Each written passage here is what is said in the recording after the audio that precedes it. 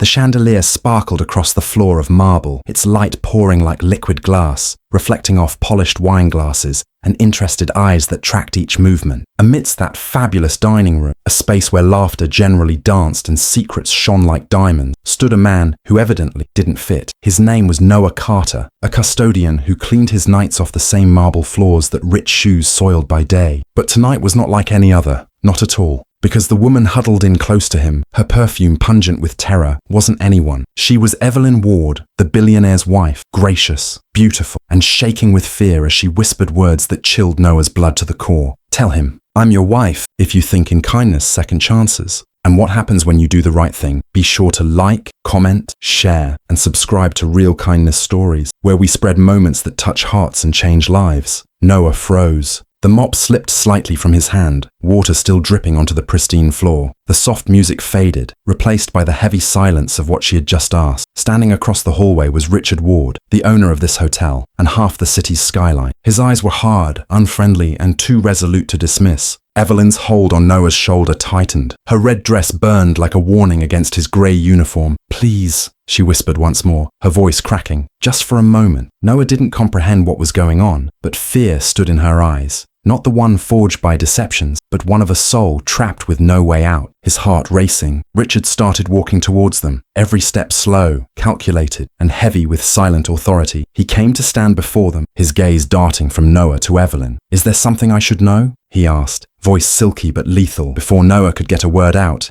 Evelyn wrapped her arm in his and whispered, yes. He's my husband! The words crashed like thunder. A collective murmur rolled across the table. Forks hung suspended mid-flight. Even the pianist closed up shop. For one pulse of time, the whole room was motionless. Richard's smirk wavered, the confident mask cracking. Barely. He stared at them, something cold and dangerous glinting in his eyes. Then laughed, a cold, empty sound, before he turned and left. Noah stood there, his heart pounding as Evelyn's words replayed inside his head. When the murmurs of the crowd slowly died away, Evelyn's hand slid from his arm. Thank you, she breathed, her eyes glassy. I'm sorry. I had no other choice. Hours passed, and Noah's world turned upside down. The staff tittered behind his back. Some felt sorry for him, others envied him, and a couple even fell for the lie. But Noah didn't bother with the gossip. What disturbed him was the expression in Evelyn's eyes. Tiredness combined with terror. Later that evening, when he was clocking out, he spotted her once again at the rear exit, her red dress now concealed in a beige coat. You deserve to know, she said softly. Richard's changed. He doesn't love me anymore. He treats people like objects, even me. Today, he saw me having a conversation with an old friend and I panicked. He doesn't like it when I talk to anybody. I only said that in defense of myself. Noah didn't know what to say. He looked at her, at the agony wrapped in silk and diamonds. And for reasons he couldn't comprehend, he didn't leave. Something in her shaking voice compelled him to stay. That evening became the start of many conversations they'd have, in secret corridors, stolen moments, and whispers the world would never know. Evelyn started coming up with excuses to visit Noah after work. Occasionally, she'd drop off coffee for him as he finished up, or sit with him quietly and listen. He'd chat about his daughter, Grace, an intelligent 7-year-old girl who thought her dad could fix anything with a mop and a smile. Evelyn giggled quietly at that, a sound that seemed like it hadn't passed her lips in years. Weeks went by, and the lie that had saved her life long ago gradually evolved into the secret that bound them both. Secrets, however, innocuous they may be, have a tendency to grow teeth. One afternoon, Richard spotted them once more, this time outside the hotel by the fountain that Noah was scrubbing. He moved slowly, that same rehearsed smile plastered on his face. Strange thing, he said, twirling the drink in his hand. My wife's been radiant lately. I was wondering who to thank. Noah's throat constricted. Evelyn's hand trailed along his arm under the table, shaking. Richard's face grew harder as he glared at her. His voice was icy but merciless. Perhaps you've forgotten who you are, Evelyn. He turned to Noah, his gaze glinting like glass. And perhaps you've forgotten your place. The silence that ensued was thick enough to shatter the air. Evelyn rose, shaking but braver than she had ever been. No, she whispered, her voice firm for the first time. I just remembered who I was before you destroyed me. Richard stood stock still, his expression changing from shock to anger before he wheeled around and flung off. That evening, Evelyn packed one suitcase and vanished into the night from the mansion. She left behind the diamonds, the cars, the name, everything that shone but no longer counted. The only things she had with her were courage and the memory of Noah's kindness. Days went by and she came back to the hotel. She wasn't in red silk this time, but in a plain dress. She informed the manager that she wanted to purchase the janitorial firm that hired Noah. Everyone believed that she had gone crazy, but she was not doing it for him. She was doing it for herself, to rebuild, to start anew, to be human again. Noah had no idea about any of that until weeks afterward when she showed up at the tiny apartment he shared with Grace. She was different, lighter, freer. She carried a folder and a soft smile in her hand. "I began something," she said softly. "A foundation for single working parents who work in service industry jobs. Janitors, servers, cleaners. It's in your daughter's name." I titled it The Grace Project. Noah stood gaping, his throat constricted, and his eyes stung. For the first time in a long time, he felt seen. Evelyn smiled through her tears. "You helped me that day when you remained silent," she whispered. "Now it's my turn to assist you.